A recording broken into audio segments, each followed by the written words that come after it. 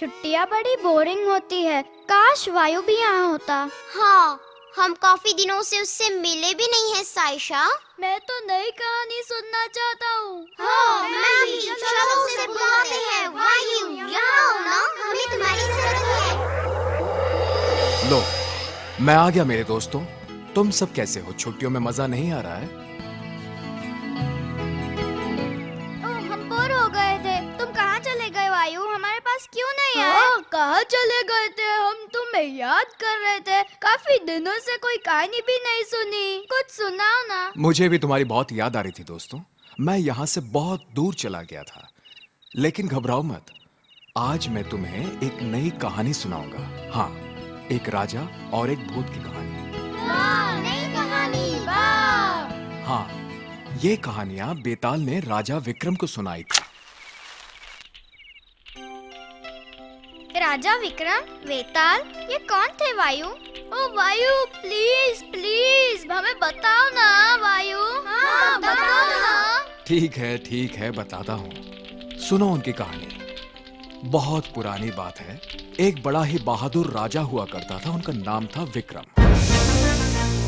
उसे लोग उसकी बुद्धि और उसके न्याय की वजह से जानते थे। बहुत से साधु महात्माओं ने उसे और उसके साम्राज्य को आशीर्वाद दिया था। ऐसे एक साधु ने उसे जादुई फल दिए थे। वो फल कभी हीरे जवाहरात से भरे शाही खजाने में रखे थे। राजा भी बदले में कुछ देना चाहता था, इसलिए उसने साधु से कुछ मांगने को कहा। साधु ने एक बड़ी अजीब सी चीज मांगी। उसने राजा विक्रम से कहा कि वो जंगल में एक बरगद के पेड़ पर लटकी लाश ले आए। वो लाश दरअसल एक शैतान की थी जिसका नाम था वेताल। राजा विक्रम इतने छोटे काम के लिए खुद नहीं जाना चाहते थे, पर जब साधु ने कहा कि इससे उसके राज्य में खुशहाली आएगी तो वो तैयार हो गए।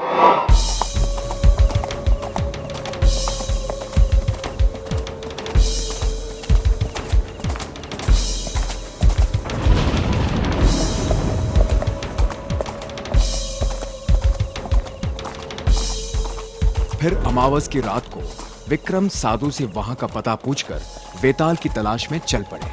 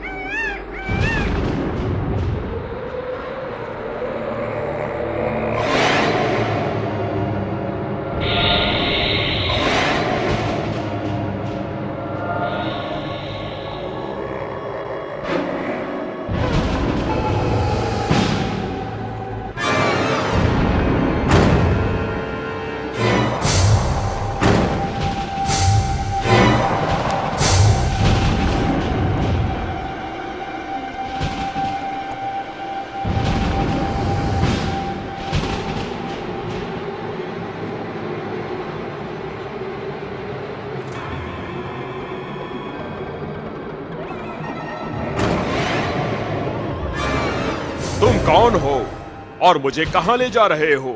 मैं हूं विक्रमादित्य, इस राज्य का राजा।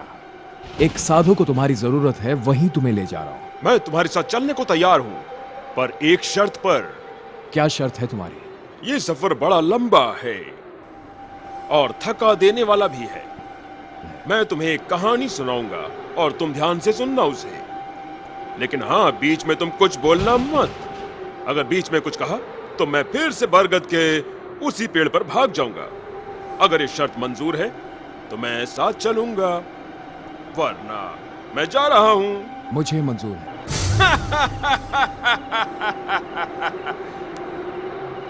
फिर ठीक है। अब जो कहानी मैं सुनाऊंगा उसे ध्यान से सुनो।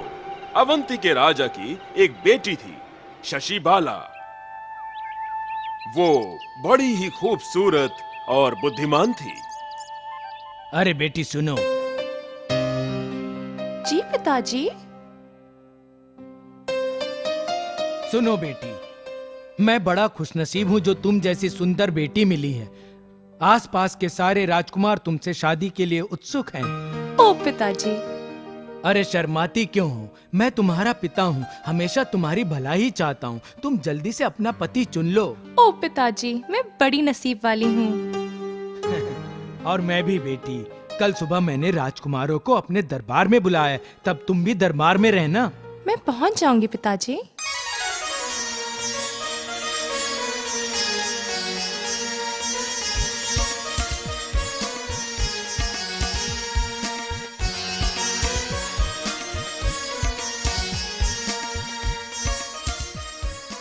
प्रणाम महाराज, मैं चोल वंश का राजकुमार हूँ। मैं बहुत अच्छा तीरंदाज हूँ। आंखों पर पट्टी बांधकर घूमती मछली की आंखों में तीर मार सकता हूँ।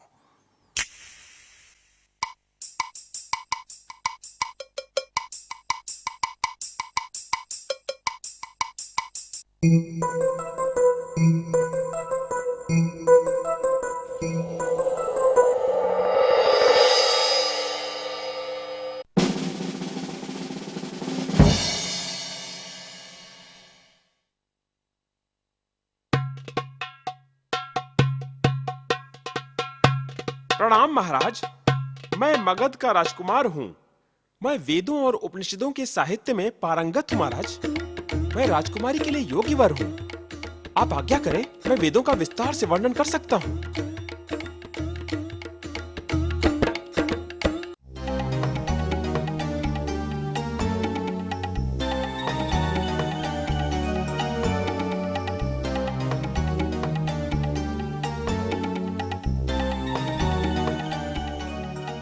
प्रणाम महाराज, मैं हूं अवध का राजकुमार। मैं शानदार कपड़े बुन सकता हूं।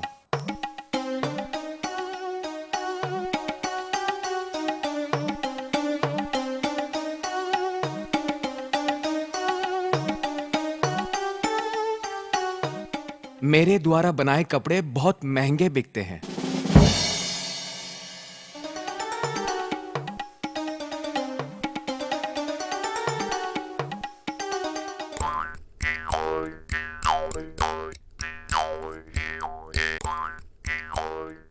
महाराज, मैं वैशाली राज्य का राजकुमार हूँ और मैं पक्षियों और जानवरों की भाषा भली भांति समझ सकता हूँ।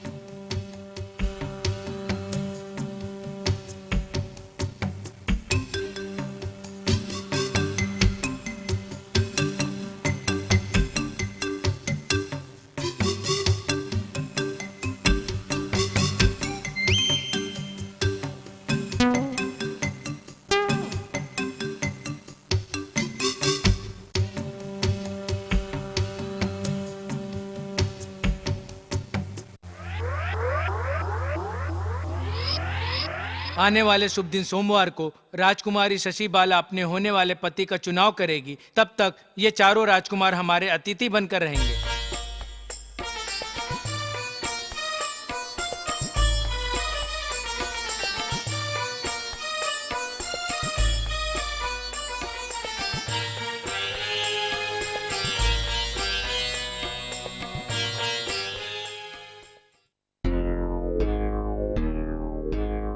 चंद्रलेखा, तुमने सारे राजकुमारों से ब्याह करने से क्यों मना कर दिया है? बताओ ना चंद्रलेखा, तुम किस तरह के इंसान से ब्याह रचाना चाहती हो? तुमने सही कहा, चारों राजकुमार एक से बढ़कर एक हैं, पर मैंने भी फैसला कर लिया है। अच्छा, तो कौन है वो खुशनसीब? मुझे बताइए ना राजकुमारी। थोड़ा सब्र करो, सोमवार को तुम्हें पता लग जाएगा। मैंने तुम्हारे न्याय की विशेषता और बुद्धि के बारे में बहुत कुछ सुना है विक्रम। अब बताओ कि शशिबाला किसे चुनेगी? मेरे प्रश्न का उत्तर दो, नहीं तो मैं तुम्हारा सिर तोड़ दूंगा। अगर कोई और होता तो उसे चुनाव करने में बहुत परेशानी होती, पर शशिबाला के लिए ये बड़ा आसान था। आने वाले सोमवार को वो बिना किसी परेशानी के अपने पति को चुन लेगी।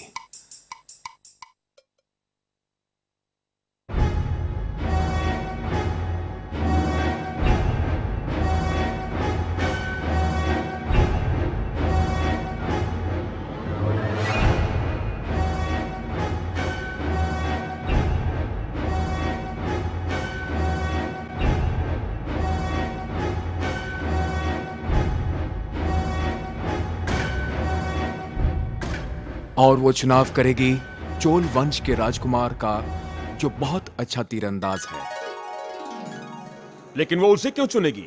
क्योंकि वो एक राजकुमार है और राजकुमारियां हमेशा बहादुरों से ही ब्याह करना पसंद करती हैं।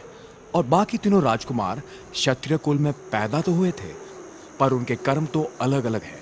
ब्राह्मण यानी वेद शास्त्री, वैश्य यानी व्यापारी, और कारीगर शूद्र वाले। बहुत खूब विक्रम, सही उत्तर दिया। पर तुमने बोल दिया है, इसलिए मैं जा रहा हूँ। मैं चला विक्रम, मैं जा रहा हूँ। मैं तुम्हें इतनी आसानी से नहीं जाने दूंगा चालबाज बेताल। मैं तुम्हें लेकर ही जाऊंगा। तुम मुझसे नहीं बच सकते। मैं तुम्हें नहीं छोड़ने वाला।